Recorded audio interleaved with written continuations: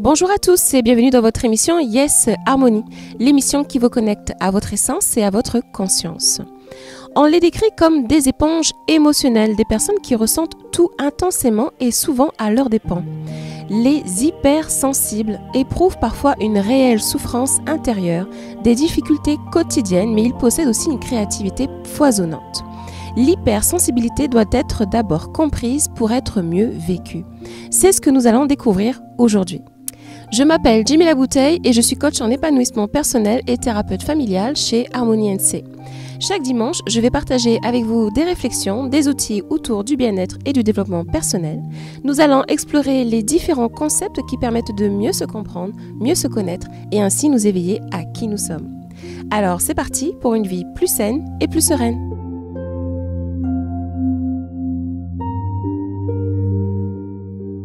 Évidemment, l'idée n'est pas de se rajouter une étiquette de plus, mais de mettre des mots sur notre propre fonctionnement. Tous les êtres humains sont dotés d'une certaine sensibilité, mais certains ont une plus haute sensibilité qui peut parfois les faire se sentir différents, voire un peu extraterrestres. Cette haute sensibilité nous fait sentir à fleur de peau, plus émotifs, on voit et on ressent des choses que les autres ne ressentent pas. Cela a été mon cas pendant des années, jusqu'au jour où j'ai découvert ce qu'était l'hypersensibilité. Je n'en ai jamais véritablement souffert, mais de mettre des mots sur la façon de fonctionner de mon cerveau m'a permis de mieux me comprendre et d'encore plus m'accepter. L'hypersensibilité n'est pas un fardeau, bien au contraire. L'hypersensibilité est un super pouvoir. Donc avant de vous expliquer ce qu'est l'hypersensibilité, faisons un point historique sur comment ce terme d'hypersensible est apparu. C'est le docteur en psychologie Helen Aron qui a commencé les études sur des personnes dites insensibles en 1991. Donc ce n'est pas tout jeune et ce n'est pas tout vieux non plus. Au sein d'une équipe de recherche, le docteur Helen Aron et son mari étudient la psychologie de l'amour et des relations affectives et des relations dites étroites. Au fur et à mesure de l'étude de recherche, ils s'aperçoivent que pour certaines personnes, l'amour, les relations, a une toute autre dimension. En effet, ils se rendent compte que pour certaines personnes, être en relation avec une autre, avoir des sentiments amoureux, avait une dimension beaucoup plus intense. Et donc, ils se sont demandé pourquoi ces personnes-là vivent leur relation amoureuse de façon plus intense. Et en creusant dans ce sens-là, ils ont découvert l'hypersensibilité. Ils ont donc été aux prémices de l'histoire et aujourd'hui, il y a de nombreuses autres équipes, notamment en Chine, aux États-Unis, qui étudient énormément sur le sujet. Il y a beaucoup d'études scientifiques qui se multiplient dans ce domaine et nous commençons, je pense, tout juste à mieux le comprendre. Pour définir l'hypersensibilité, on va commencer par dire ce qu'elle n'est pas. L'hypersensibilité n'est pas un problème et ce n'est pas une maladie, ce n'est pas non plus un handicap. C'est très important de garder cela en tête car bien trop de personnes encore pensent qu'elles ont un problème car elles sont hypersensibles.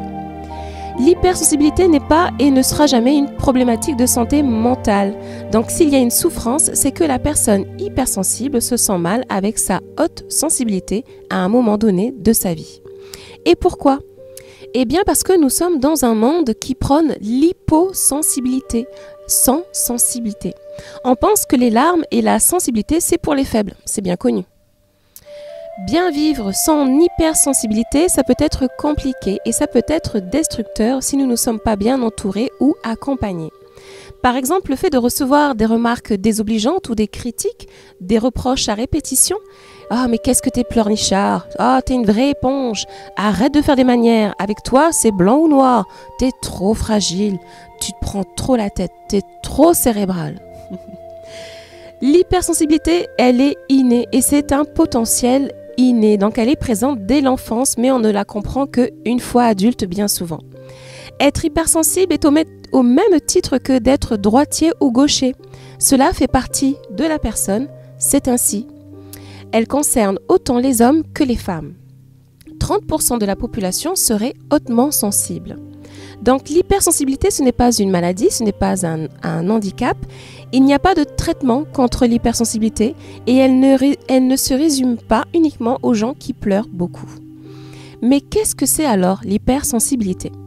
Pour commencer, l'hypersensibilité, c'est un mot qui aujourd'hui est très connu, très à la mode, voire abusé dans le langage courant comme les mots hyperactif, bipolaire, etc. On les emploie sans véritablement savoir de quoi il s'agit. Le terme hypersensibilité avec le préfixe hyper renvoie à quelque chose qui est excessif. D'où cette croyance de le voir comme quelque chose de négatif, de trop.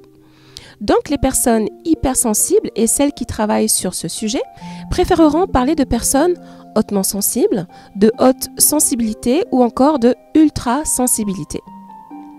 Le cerveau des hautement sensibles est en suractivité et ces personnes sont très observatrices. Elles font attention aux détails tout le temps, réfléchissent et cogitent en permanence. La haute sensibilité est un cerveau qui n'a pas de filtre en fait. Car une personne qui n'est pas hypersensible, son cerveau va trier les informations et garder ce qui est important. Tandis que la personne hypersensible, son cerveau ne traite rien. Son cerveau garde tout. Ensuite, il analyse et traite chaque donnée manuellement, une à une. Donc c'est pour cela que souvent les personnes très sensibles, quand arrive la nuit, elles ont beaucoup de mal à déconnecter. Leur cerveau est encore en train d'analyser les choses, d'analyser tout ce qu'il n'a pas eu le temps de traiter dans la journée. D'où cette impression des hautement sensibles de passer leur temps à cogiter et à analyser. D'autres diront que cette personne réfléchit de trop, qu'elle se pose trop de questions, qu'elle se prend trop la tête, qu'elle est trop cérébrale, etc. Mais en réalité, l'hypersensible n'y peut rien. Son cerveau fonctionne et traite l'information de cette façon. C'est sa façon de fonctionner. Point. Mais quel est le lien entre hypersensibilité et les 5 sens? Eh bien, la personne hautement sensible va avoir des sens très réceptifs, d'où le mot hypersensible. Il y a le terme sens. La personne hautement sensible aura ses 5 sens ou quelques-uns de ses sens comme décuplés. Le sens de la vue, qu'on appelle hyperesthésie visuelle, la personne hautement sensible va être gênée, par exemple, dès qu'il y aura un néant, une lumière trop vive ou d'être dans un endroit trop ensoleillé, par exemple. Elle est aussi gênée s'il y a trop de bazar à l'endroit où elle se trouve. Elle aime que les choses soient rangées, ordonnées, décorées avec goût. Elle voit tout et remarque tout. Par exemple, si vous changez d'1 millimètre un objet, l'hypersensible va vite le remarquer. Le cerveau analyse tout le temps et plus que la majorité des personnes. Au niveau kinesthésie, le toucher. Par exemple, la personne hautement sensible ne supporte pas de s'essuyer avec une serviette trop rêche, par exemple. Il y a même des enfants où on doit mettre les chaussettes à l'envers parce que les coutures les dérangent. Au niveau de l'ouïe, l'oreille est fine et c'est difficile de supporter les endroits trop bruyants, les bruits stridents. Le bruit fatigue énormément les hypersensibles. Quand ils écoutent de la musique, ces personnes n'entendent pas juste de la musique, elles entendent chaque note de la mélodie. Et comme les autres sens, la personne hautement sensible peut avoir un odorat et un goût très développés. Ce sont des fins nez ou de fines bouches. Elles aiment les parfums et les goûts délicats. La personne hautement sensible va également avoir des émotions plus fortes, plus intenses, plus longues que la majorité des personnes. L'hypersensible se définit par une sensibilité aux émotions des autres. L'empathie est sans aucun doute la principale caractéristique définissant l'hypersensibilité. Donc l'hypersensible a une forte empathie. Typiquement, c'est quelqu'un qui est très sensible et quand elle est en présence d'une autre personne, l'hypersensible va comme absorber l'émotion des autres et cela peut devenir une souffrance. Donc très réceptifs au plan émotionnel, les personnes hypersensibles absorbent les émotions de ceux qui les entourent. Si la recherche scientifique sur l'hypersensibilité reste encore assez mince, de récentes études menées par Hélène Aron ont montré que les personnes hautement sensibles disposaient d'une plus grande quantité de neurones miroirs.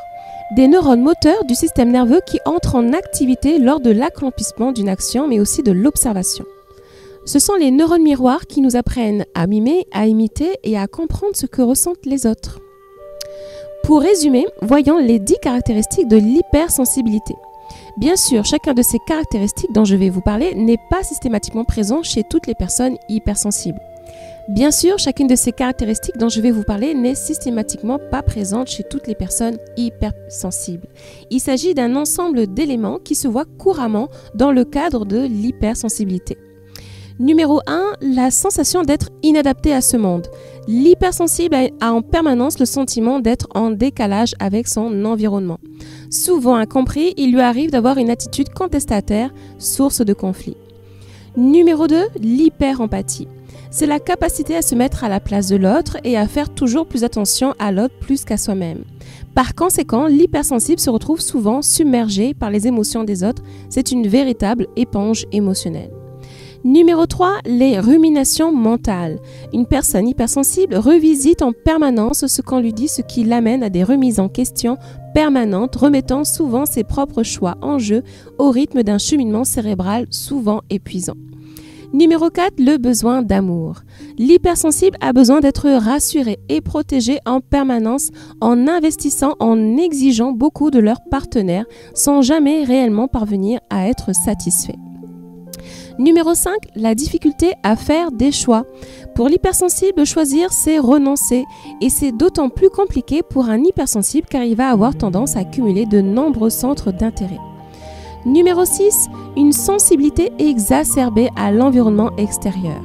L'hypersensibilité s'accompagne souvent d'une hypersensorialité et va être facilement submergé par tout ce qui l'entoure, ce qu'il voit, ce qu'il entend, ressent et touche. Numéro 7, la quête perpétuelle de sens. Les personnes ultra-sensibles ont un très grand besoin de donner un sens à leur vie, toujours faire des choses qui ont un but, une finalité. Numéro 8, l'absence d'esprit de compétition. Les hypersensibles aiment se lancer des défis, mais ils ont rarement le sens de la compétition. Ils n'ont pas envie de battre leur adversaire, ils veulent bien se dépasser, mais pas dépasser les autres. Numéro 9, l'altruisme. Les hypersensibles pensent en priorité aux autres avant de penser à eux-mêmes. Ils peuvent devenir la proie facile de manipulateurs ou de personnes toxiques. Et la dernière, la numéro 10, une mauvaise résistance à l'autorité. Pour les hypersensibles, les règles ne sont pas toujours justes car leur échelle de valeur est au-dessus de la norme. Ils attachent une importance capitale aux valeurs d'intégrité et de justice. J'espère que désormais vous comprenez mieux ce qu'est l'hypersensibilité, l'ultrasensibilité et qu'il y aura moins d'abus de langage en voyant simplement quelqu'un pleurer devant un dessin animé. Peut-être que certains d'entre vous se sont même reconnus et posent pour la première fois des mots sur ce qu'ils sont. Et pour ceux qui se sentaient un peu extraterrestres, considérez-le plutôt comme un super pouvoir. Pour aller plus loin, je vous invite à lire le livre d'Hélène Aron sur les hypersensibles qui a mis au point un test d'évaluation sur l'hypersensibilité et ce questionnaire est à consulter sur Internet. Je vous remercie pour votre écoute et votre attention. En attendant de nous retrouver, je vous souhaite un bel après-midi, un bon dimanche, prenez soin de vous.